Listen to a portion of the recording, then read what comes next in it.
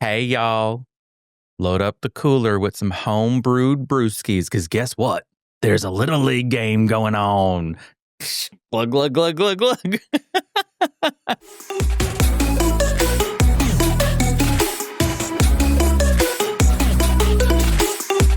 Terrible commercial. You wouldn't like that. That's Gail, baby. Imagine that's how they do commercials in the apocalypse. Oh, it's just someone standing in the town square doing that. It's like you're right before the town hall meetings. Yes. Grab some of Harley's hearty stew. I don't know. We'll workshop it. I can't off the cuff. I'm not good at improv. I'm Derek. That's Noah. This is a bite of, and we're covering The Last of Us, Season 2, Episode 3, The Path. The Path, which is also a song that's in the game and plays in very pivotal moments. So just throwing that out there. All just names of songs this season? 2 out of 3 so far? Maybe. Yeah? Yeah, I guess we'll see. It's an amazing soundtrack, so why not? True. Okay. So, yay, another fun episode that we're here to talk about. Before we get into everything, make sure you're following, subscribing, whatever it is. That way you get notifications whenever new episodes come out. I feel like I mushed those words together, but we have Doctor Who and The Last of Us coming out in the same week, every week, until both of those shows are done. We just did The Well, Doctor Who. Now we're doing The Path in The Last of Us. It all just makes sense. It all leads to something. Absolutely. So spoiler alert ahead. We try not to spoil anything future in the game, but if we do, if I feel the need that I can't not say something, I will give double spoiler alert. So spoiler alert for The Last of Us. All right, so let us officially take a bite of The Last of Us Season 2, Episode 3, The Path, written by Halley Wegryn, Gross, and Craig Mazin, and directed by Peter Hoar. 3 months passed since Joel was murdered, and the citizens of Jackson can feel the hole he's left behind. Ellie and Dina set out on their own to track Abby and seek justice. They quickly discover they don't know much about what has been going on outside the wooden walls of their home. Ooh. Yikes. Okay. This episode, I was very interested to see how they were going to do it, because this show almost has to recalibrate itself into what it's going to be without Joel. I'm not saying that Joel was the show, but Joel was the anchor, right? And it's Pedro Pascal, so a lot of star power.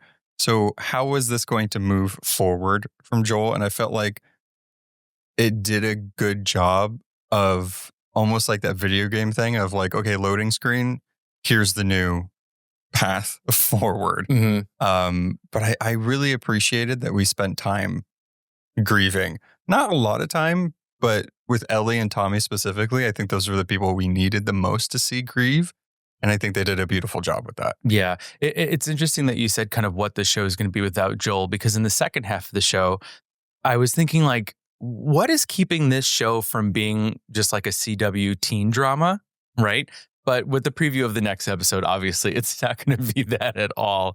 But it is something really interesting, because the first season really was built on Joel. And here he is completely gone. I mean, even removed from the opening credits of the show. Wow. Okay, great. I mean, they did it. And the question is, was Pedro Pascal under the sheet when they were washing the body? He better be. That was his last day on set. Yeah, he's like, I'm just going to, don't touch me. We'll laugh. But yeah, I think, yeah, we do know he's going to show up in flashbacks. And that's a very big part of the game, as well as showing flashbacks of their journey to Jackson, or in between the 5 years that we didn't see. So Pedro is going to be in the show in some capacity, just to really break our hearts and miss him even more. It did look like his hand. Let us believe that it is him. I believe the actor, somebody said, I can't remember if it was the actor that played Tommy or something, but they said that this scene specifically was like a one-man wake. And I thought it was so incredibly sad and moving and touching. And the only light being emanated in that whole room was from the fire. Yeah. Just seeing him clean up his brother and then say, give my love to Sarah, which is so incredibly sad, because the two characters we started the show with are gone. And now we're with Ellie and Dina. Yeah. Ooh. That moment really just showed the repercussions of what happened in that one day. I mean, it was really like an hour, if even that, right? Where Now Joel is gone. Jackson is burning. There's dead bodies everywhere. There's just a lot to deal with. And so, what's interesting is that this is our second time jump in this season already. Granted, it's not as big as the first one, but we needed that, right? I don't think we could have sat in that grief much longer. But we know that even though it's 3 months later, they're still dealing with the loss of Joel. Yeah, they gave us time to, again, grieve the character some more in this. But yeah, I don't think we needed 3 months to really be... we got Ellie waking up in the hospital and literally waking up still in that moment. I mean, who knows? Maybe she was reliving that moment over and over again. And when she finally came to, it was like it happened again. They had to show us one more time. Yeah. One more time. I was like, cool, love it.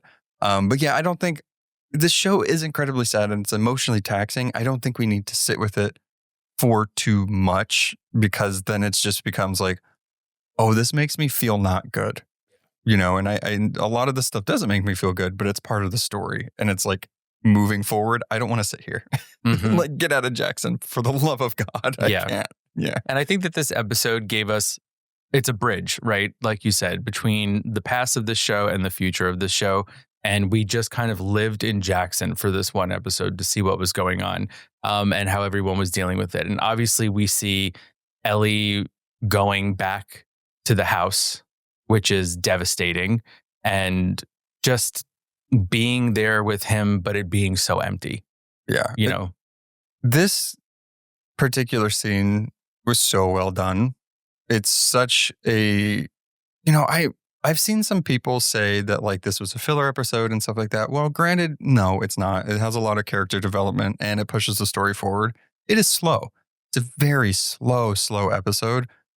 I think we need that, because a lot of times we don't get this. We don't get the grieving. We don't get to see the consequences or repercussions of a character dying and decisions being made like this in a show with this many episodes anymore.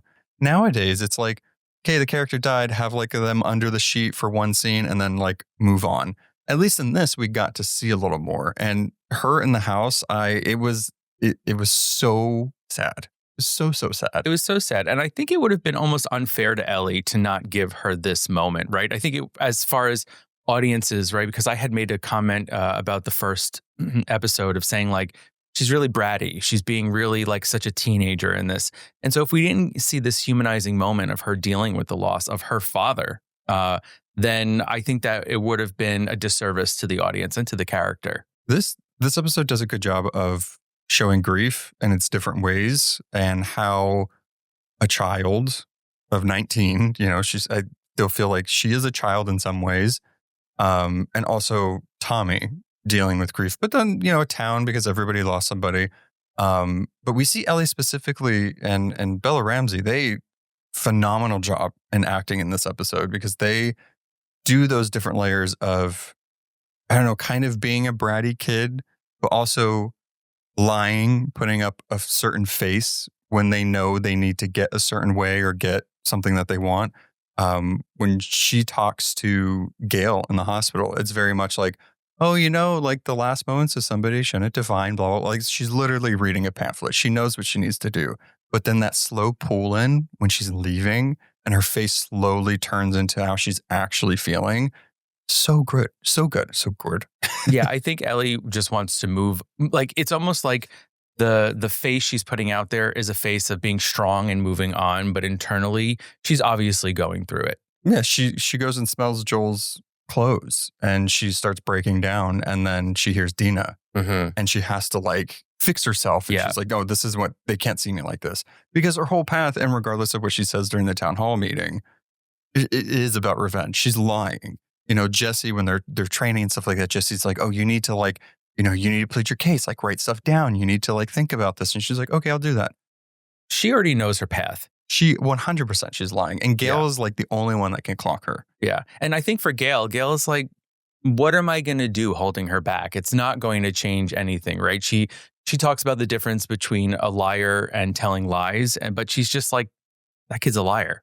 Well, and Joel killed her husband. We know that how much anger she has with him. And like, regardless of it being sad, and, Ellie had nothing to do with that from what we know. She's like, I mean, yeah, kid, I'm sorry. but you two are the same. You're very much the same. And also, like, he killed my husband. Yeah. I like Gail. So, bye. Yeah. You could tell that Gail is a really good psychologist because she's very aware that she's an alcoholic. She's just like talking to Tommy. She's like, well, I'm an alcoholic. That's how I'm dealing with things. She's just like, and that's my path that I'm on. Imagine being like the only therapist. I mean, not in the world right now, but maybe in an entire town during an apocalypse. I would drink too. She said she's supposed to go to therapy herself to unload all this nonsense, but all she has is the bottle. All she does is go to a Little League game and then drink right in left field. I thought we were in the past. Every time I see an episode of the show, I'm so impressed by Jackson. Like, I was impressed that Dina had a Tupperware and then they have a full baseball field for these kids. I was like, okay. I did love the detail that their jerseys were clearly just t-shirts with spray painted numbers on them. And they all look different. Yeah. That I appreciated. But yeah, I mean, we all deal with things differently, right? Yeah. You know, one thing that I thought was interesting was the scene where we see Tommy kind of fixing up the town and he's trying to put a post in the ground. And then Jesse comes along and does it in like 2 thwacks, right? So I was looking at that and going like, does this mean that Tommy in his mind is like, well, maybe it's time for me to step back. Maybe I've been doing this for too long and there is strong leadership here that could take my place. Yeah. I mean, okay. Okay. Spoiler. Yeah. Spoiler. I'm going to wait. Skip like 15 seconds. Blah, blah, blah. Tommy does go on. Okay. Spoiler. You're gone. You skipped a little bit. Okay. Tommy does go on his own path of revenge.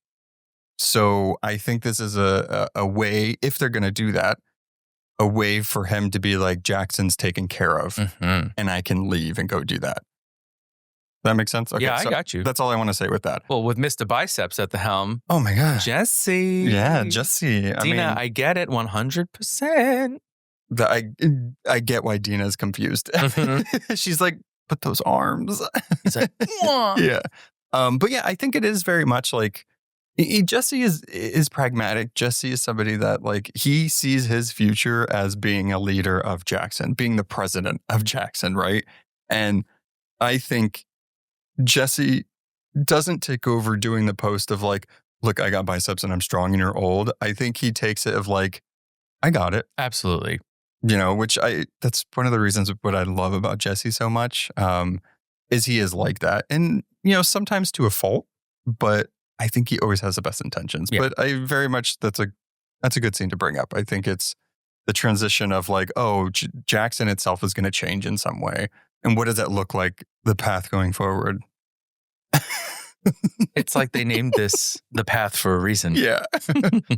Before we get like kind of moving away from Jackson a little bit, the scene specifically in Joel's house, just to kind of go back a little bit, with Dina specifically, I really appreciated this conversation and the kind of passing of like, I don't know, not secrets, but like they almost have a pact that happens in this scene. So Dina brings cookies as a peace offering to be like, look, I help withheld information. I know all of their faces, their names, and where they're from, and even the entity that they work for. And she lied about it, rightfully so, from Tommy and Ellie, because she knew they would go out and do it. They needed to heal. And then it was also almost an exchange between both of them, because I think Dina has an understanding in the scene of like, Ellie is going to do whatever she's going to do, and Dina's here with her. And so them almost like sharing the cookies is like, we're in this. Yeah. Like, we got this. Let me try to do it this way. If not, we're going to go do it this way. Yeah, I think that this scene shows how well Dina knows Ellie. And, you know, we've only met Dina, but they've obviously known each other for years at this point. So this scene really illustrates the fact that they do have a bond and a friendship, or maybe more. And so Dina is able to really already know what Ellie's going to do. She could see the steps Ellie's going to take before she even takes them.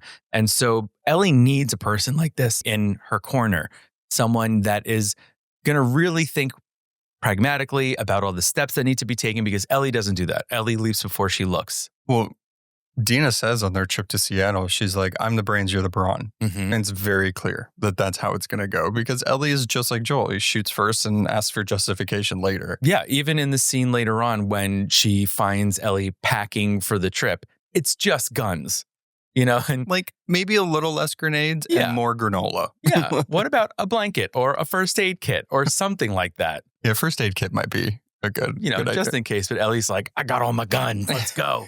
We're killing people. And so Dina very much is the one that's able to take a step back and look at things and make a list. Yeah. We always need those people in our lives. Not speaking of, but so when Ellie smells Joel's shirts and stuff, if I was to pass, what would you smell? Like, what would be the thing you would go to first to be like, or be like, this is the thing that smells like. Oh, that smells like you. I was going to give a dirty answer. No. I mean, probably one of like the big sweatshirts that you wear around the house. You're sweating all the time. Yeah. Or make sure to extra sweat on them just in case. Yeah. And the like matching short set or something like that. And I try to wear them, but they'd be too small. You can't wear them. Then it would smell like you. Okay, maybe I wanted our smells to mingle for one last time. Ew. What would you wear of mine or smell of mine? I wouldn't wear. Just went over that. Probably your Spirited Away shirt. I like that one. Mm-hmm. And your underwear. Yeah, that's what I was going to say. Ooh. I know the black and white briefs. Those are cute. Hey, those are cute. This is a family program. No. Okay. Yeah, I was just curious. I was like, I wonder what would happen. That's what I'd really keep. Yeah. All right. So town hall meeting in this, one of my favorite scenes in this episode. I thought it was really a neat look at different people in this community and what they're thinking and also how their system of government works. And I liked that they all had to vote in front of everybody and then they count them right there. It's like, yeah, you can't lie. You can't rig the system. No, yeah. What did you make of this scene with all these different voices kind of, I don't know, pleading their case? I mean, I think that they are very much a democratic society, and we really see that in play here. And I understand both sides of it. You can't help but put yourself in this situation and wonder, well, what would I do? And I understand that one woman that's like, well, I lost people. I know people that died in this, some people very close to me. I'm not looking to go out and take revenge and have 16 of our strongest people leave when we're still rebuilding and have, weakness in our guard. So I get that. But then there's a part of me that's like, there's a difference between not walkers. Oh my gosh. Infected coming in and killing us versus a group of humans who went out of their way to torture and murder someone. So I would say, let's compromise. How about we send 8 instead of 16? I mean, I think knowing what we know at the end of this episode of the wolves being much bigger and heavily armed than we thought they were, it doesn't matter. Like sending 16 or sending 2, So I think in the end, it was going to play out how it was going to play out anyway. But I very much did like that woman saying like, look, I like Joel. He was a nice guy, but like, hello? Like, are we going to, I don't know, get revenge on anybody that gets wronged here? So I think that she is like setting that precedent of like, look, we have to think responsibly with this. But us as viewers are like, no, fuck that. Let's go kill them. Like we need to like get rid of them. And then also we have that one guy that was like, look, this is a cycle of violence. Like we need to like cut this off. We need to show mercy. That's what separates us.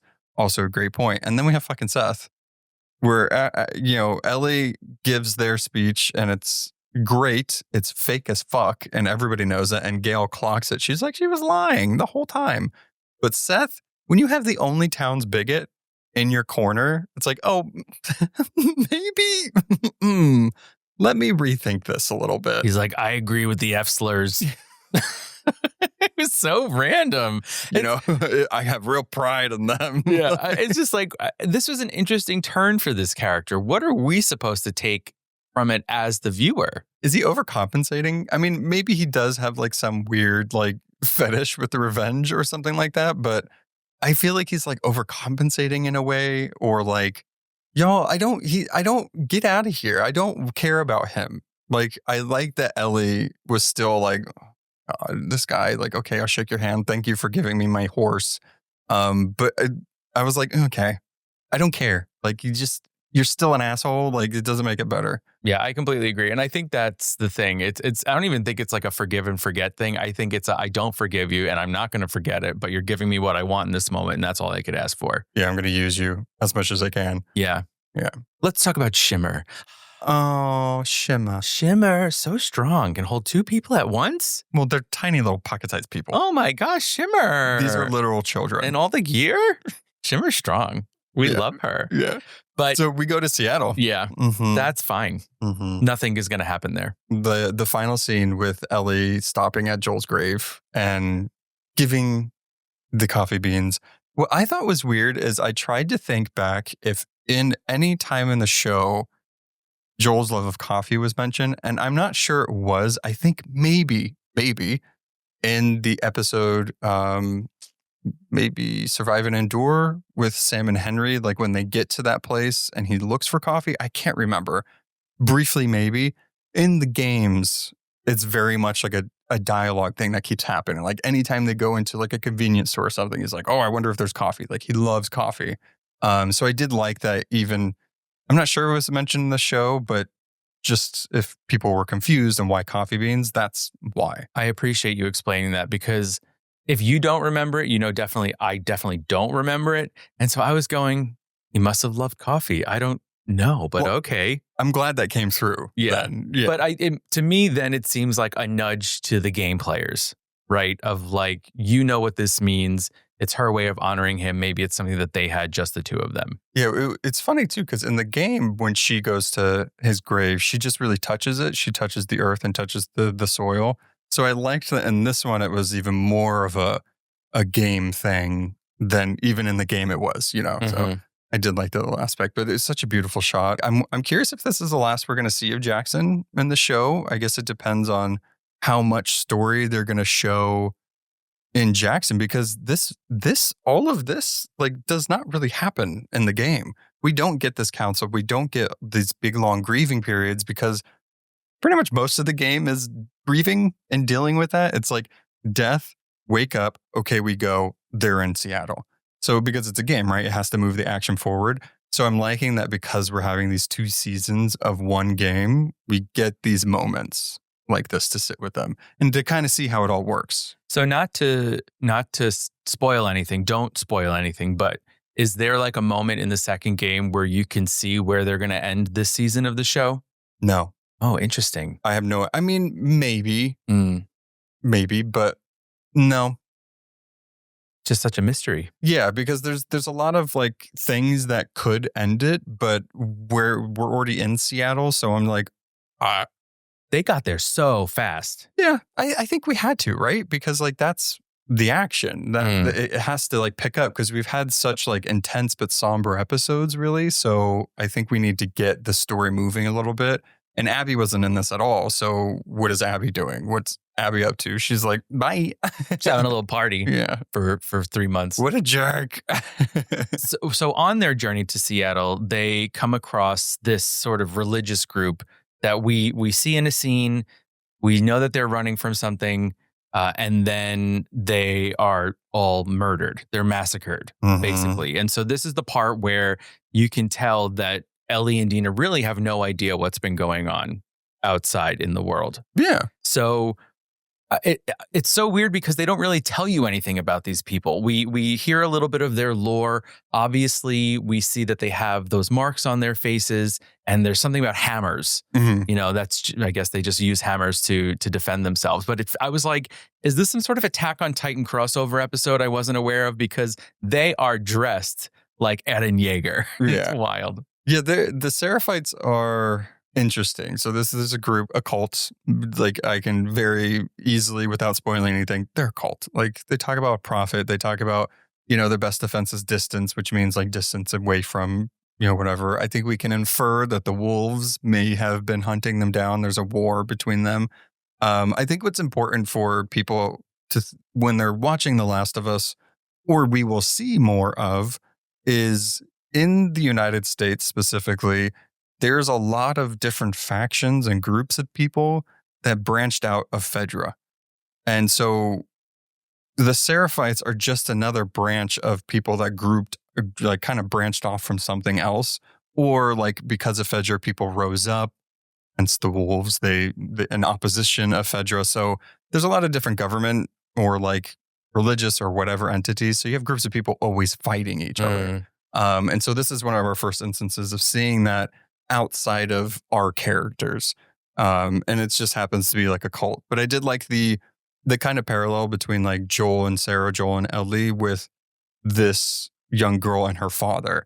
You know, we see that they all have the Glasgow smiles and they talk about a prophet. So we know a little bit about them, but they don't have any technology. So having bows and arrows and hammers, I don't know how effective that would be against a tank, but obviously not very effective. Yeah. It was really sad. And so I'm interested to learn more of this group. Just personally in life, I'm always interested in cults and things like that. So it's just so interesting that even in a story of the end of the world, there are still groups of people fighting to either be right or have power. And it's like, we can never just exist. No. Right. And so that's what this is all leading up to, just more fighting and seeing the power that the wolves have is scary, especially when we know it's just these two people and a horse. Yeah. And I think that's, you know, this episode was interesting because it did remind us that they're young people. And there's moments like in the tent with very much like, will they, won't they? Dina's still trying to figure her stuff out. Ellie is like, God, I love this girl, but like, come on, you know? So we get moments like that where it's like, it does feel like a, and this isn't a dig or a negative thing, but like a YA story. And then we're thrown back into like, there's cults and there's government agencies and there's people killing each other. And like, this is a story about revenge. So I think going forward, like once we were like fully in Seattle, the tone might change a little bit. But I'm curious to see like, you know, a lot of stakes is on Bella Ramsey's shoulders. Like they're going to carry the show going forward. So what does that look like? I think this episode kind of sold me on their ability, obviously. But having Dina there really helps. I think we needed that balance of not just Ellie being like super pissed off. Yeah. Can love blossom in a world where the soil is soaked with blood? I guess we'll see. We will see.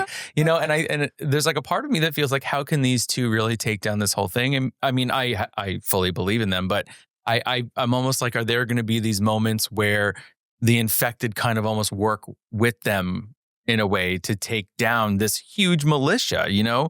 And it's also to think about like, these were some pristine military vehicles that they had. So this isn't like them, you know, fixing up some old rusted junk. I mean, this is like really good weaponry. Yeah.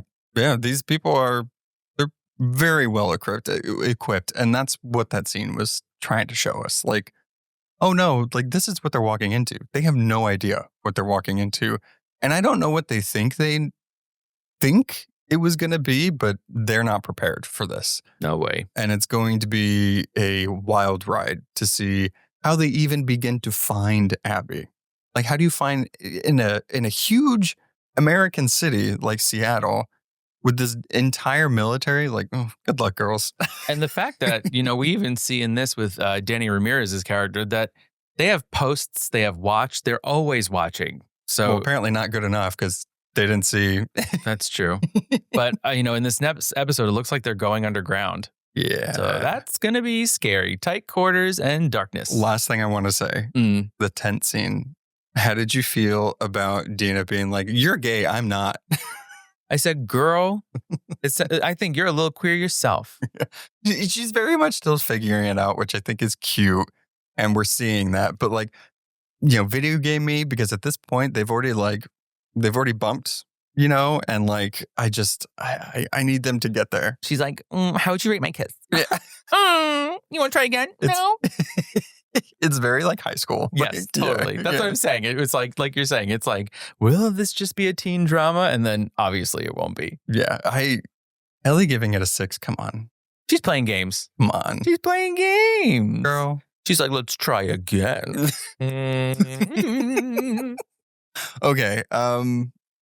Yeah. So I guess until next week, I'm hoping next week isn't as sad. We're really trying to make these episodes not like, I cried.